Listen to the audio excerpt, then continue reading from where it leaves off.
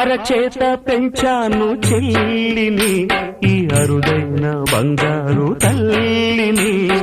అడుగేస్తే పాదాలు కందవా, నా కన్నుల్లో కన్నీళ్ళు చిందవా.